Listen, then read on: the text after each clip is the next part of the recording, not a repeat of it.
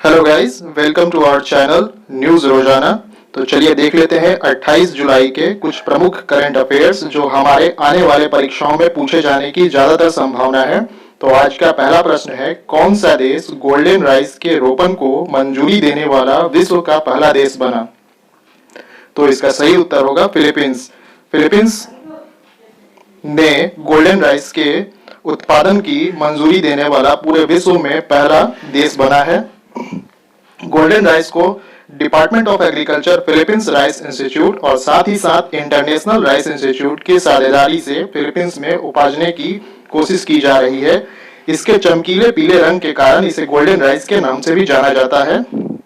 यह दक्षिण और दक्षिण पूर्व एशिया में वाणिज्यिक प्रसार के लिए अनुमोदित पहला आनुवांशिक रूप से संशोधित चावल है। अच्छा, फिलीपींस में हमारा एडीबी का हेडक्वार्टर है। अच्छा, एडीबी के हेड कौन है? अभी तो असत्सुकु मसाकावा अभी एडीबी के हेड बने हुए हैं। एडीबी का मतलब एशियन डेवलपमेंट बैंक। फिलीपींस के प्रेसिडेंट कौन है? तो रोड्रिगो डुटर्टे हैं। फिलीपींस की कैपिटल मनीला और यहाँ पे करेंसी जो चलती है उसका नाम है फिलीपींस पेसो। चलिए बढ़ते हैं दूसरे प्रश्न पे। तो आज का हमारा दूसरा प्रश्न है, international day for conservation of the microbe ecosystem या फिर वर्ल्ड माइक्रोब डे किस दिन मनाया जाता है? तो ये मनाया जाता है आपको 26 जुलाई को। अच्छा, 26 जुलाई को हाल ही फिलहाल में हम लोगों ने एक और दिवस मनाया है, आप लोग को याद होगा, सीआरपीएफ का स्थापना दिवस भी 26 जुलाई को हाल ही फिलहाल में मनाया गया। चलिए और भी कुछ प्रमुख तथ्य देख लेते हैं। यह दिन मैक्रो पारिस्थितिकी तंत्र के महत्व के बारे में एक अद्वितीय, विशेष और कमजोर पारिस्थितिकी तंत्र के रूप में जागरूकता बढ़ाने और उनके अस्थायी प्रबंधन, संरक्षण, उपयोग के लिए समाधान को बढ़ावा देने के लिए मनाया जाता है। सन 2015 में संयुक्त राष्ट्र शैक्षणिक, वैज्ञानिक और सांस्कृतिक संगठन यानी कि यूनेस्को के सम्मेलन के द्वारा इसे अपनाया गया था। चलिए बढ़ते हैं अगले प्रश्न में अपना। अगला प्रश्न है, सिंगापुर के सनशीप ग्रुप किस देश में विश्व का सबसे बड़ा तैरता सौर फॉर्म और ऊर्जा भंडारण प्रणाली बनाएगा? तो इसका सही उत्तर होगा इंडोनेशिया में। तो फ्लोटिंग फोटोवोल्टिक सिस्टम की क्षमता, जो कि यहाँ पे फ्लोटिंग यहाँ पे जो फ्लोटिंग बनाया जा रहा है सोलर पैनल, उसकी जो कुल क्षमता होगी वो 2.2 गीगावाट होने की संभावना है, यानी कि 2.2 गीगावाट पीक तक वो एनर्जी दे सकेगा। इसमें कुल जो खर्च आने की संभावना है वो $2 बिलियन की है। यह बाटन द्वीप पर दुलियांकांग जलाशय में कुल 1600 हेक्टेयर यानी कि 4000 एकड़ जलाशय के जो फील्ड होगा उसको कवर करेगा। तो इंडोनेशिया की कैपिटल देख लीजिए, तो इंडोनेशिया की कैपिटल है जकार्ता, करेंसी है इंडोनेशियन रूपी और प्रेसिडेंट है यहाँ के जोको विडोडो। चलिए बढ़ते हैं अगले प्रश्न पे। तो अगला प्रश्न है हमारा, हाल ही में यूनेस्को ने किसे वर्ल्ड हेरिटेज साइट में शामिल किया है? Which of the following state has been included in the UNESCO World Heritage Site recently?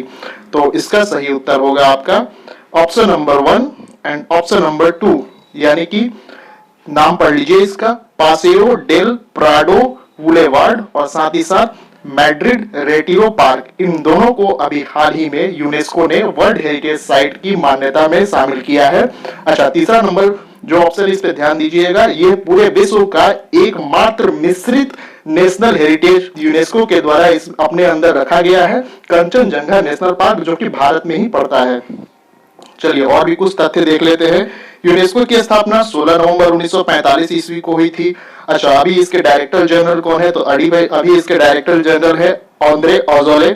अच्छा, अभी हाल ही फिलहाल में यूनेस्को का 44वां सेशन हुआ था, जिसमें कि अपने भारत के रामप्पा मंदिर जो कि तेलंगाना में है, ये 39वां वर्ल्ड हेरिटेज साइट में यूनेस्को ने शामिल किया।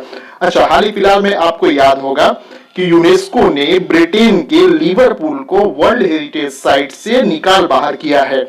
ठीक है, तो चलिए आगे बढ़ते हैं। अच्छा, एक बात और ध्यान दीजिएगा यहाँ पे कि हमारे भारत में अभी कुल मिला के 39 वर्ल्ड हेरिटेज साइट हैं, जिसमें से कि 31 जो है आपका, जिसमें से 31 जो है ये आपका सांस्कृतिक है, 7 जो हो गया ये प्राकृतिक तरीके का वर्ल्ड हेरिटेज साइट है और एक जो कि मिश्रित है, जो कि कंचनजंगा नेशनल पार्क है, वो अपने भारत में ही है। चलिए बढ़ते हैं अगले प्रश्न पे। तो अगला प्रश्न है हमारा, हाल ही में नासा किसे जुपिटर मून यूरोपा मिशन के लिए चुना है? Who was recently selected by NASA for the Jupiter Moon Europa mission? तो इसका सही उत्तर होगा SpaceX। इसका सही उत्तर है SpaceX। तो चलिए कुछ प्रमुख तथ्य देख लेते हैं इससे रिलेटेड। इस मिशन का नाम क्या होगा? तो इस मिशन का नाम होगा यूरोपा कैलिपर मिशन।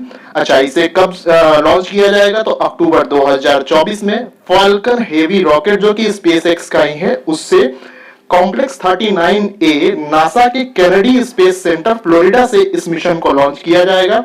अच्छा, नासा के अभी एडमिनिस्ट्रेटर कौन है? तो बिल नेल्सन करके हैं। हेडक्वार्टर नासा का कहां है? तो हेडक्वार्टर है नासा का वाशिंगटन डीसी, यूनाइटेड स्टेट। स्थापना हुई थी सन 1958 में। अच्छा, 1958 से याद रखिएगा कि 1958 में अपने डीआरडीओ के लिए स्थापना हुई थी। स्पेस एक्स के अभी फाउंडर बोल लीजिए, अभी सीईओ भी हैं कौन? Elon Musk. अच्छा, स्पेस एक्स से याद आया, ये टेस्ला के जो इलेक्ट्रिक व्हीकल के जो मालिक हैं उनके भी सीईओ भी है इलॉन मस्क ही हैं। इलॉन मस्क ने जो स्पेस एक्स का स्थापना हुआ था वो 2002 में हुआ था। स्पेस एक्स का हेडक्वार्टर कहां है? तो कैलिफोर्निया यूएसए में है। चलिए बढ़ते हैं अगले प्रश्न की तरफ। तो अगला प्रश्न है, हाल ही में वयोवृद्ध बहुभाषी अभिनेत्री जयंती का निधन हो गया, ये किस क्षेत्र से संबंधित है? Veteran multilingual actress Jayanti who passed away recently is related to which field? तो इसका सही उत्तर होगा, ये एक एक्ट्रेस थी। अच्छा, इनको अभिनय शारदा के नाम से भी जाना जाता है, ध्यान रखिएगा। चलिए बढ़ते हैं अगले प्रश्न पे। तो हमारा अगला प्रश्न है, हाल ही में किस भारतीय पहलवान ने वर्ल्ड कैडेट रेसलिंग चैंपियनशिप जीता? Which Indian wrestler recently won the World Cadet Wrestling Championship? तो इसका सही उत्तर होगा प्रिया मलिक। तो प्रिया मलिक ऐसी रेसलर है अभी जिन्होंने वर्ल्ड कैडेट रेसलिंग चैंपियनशिप जीता।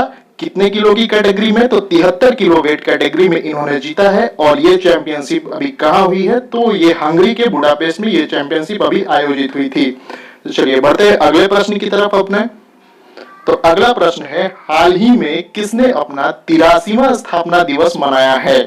Who has recently celebrated 83rd Foundation Day? तो इसका सही उत्तर होगा सीआरपीएफ। सीआरपीएफ ने अपना अभी 83वां स्थापना दिवस मनाया है। कुछ और प्रमुख तथ्य देख लेते हैं इससे।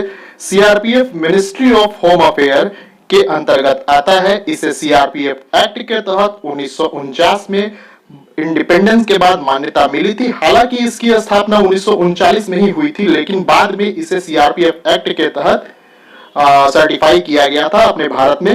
हेडक्वार्टर कहां है सीआरपीएफ का? तो इसका हेडक्वार्टर है न्यू दिल्ली में। चलिए बढ़ते हैं अगले प्रश्न की तरफ। अगला प्रश्न है हमारा, हाल ही में किस राज्य में बैम्बो इंडस्ट्रियल पार्क की आधारशिला रखी गई है?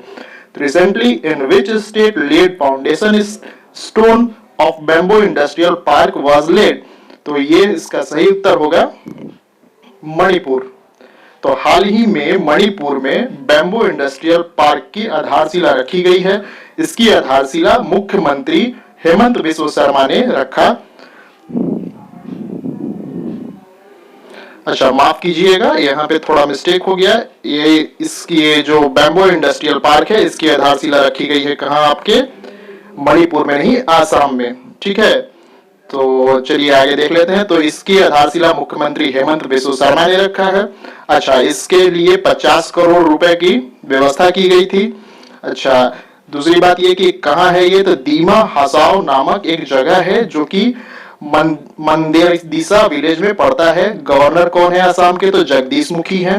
अच्छा, अरुंधति गोल्ड स्कीम ये भी आसाम की है। आसाम में एक और स्कीम है अभी चल रही, अभिनंदन एजुकेशनल लोन, जो कि आसाम में ही चलाई जा रही है।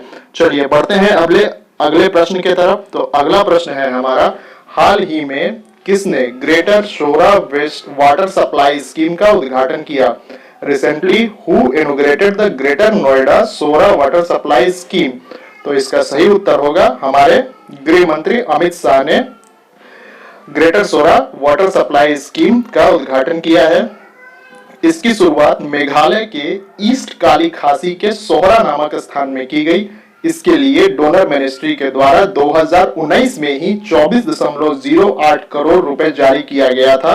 अच्छा, ये किस योजना के तहत इसकी शुरुआत की गई है? तो इसकी शुरुआत की गई है north east special infrastructure development scheme के तहत। ये भी याद रखिएगा, क्वेश्चन पूछ लेगा कि वाटर परियोजना जो ये शुरू की गई है किस स्कीम के तहत शुरू की गई है।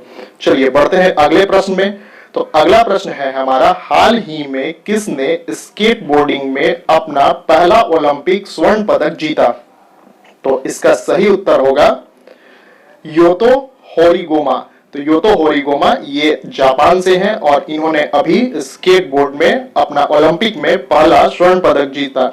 अच्छा, दूसरे ऑप्शंस को भी देख लेते हैं। जैसे कि दूसरा ऑप्शन है हमारा केल्विन हॉयफलर। तो केल्विन हॉयफलर ये ब्राजील से है और इन्होंने यहाँ पे सिल्वर मेडल जीता है। अच्छा, तीसरा ऑप्शन है जैगर एटॉन, इन्होंने भी ब्रॉन्ज मेडल जीता है। तो ये थी आज 28 जुलाई की कुछ प्रमुख करंट अफेयर्स जो हमारे परीक्षाओं में पूछी जाएंगी। तो आपको अच्छा लगा हो आज का करंट अफेयर तो चैनल को सब्सक्राइब करिए और लाइक करिए।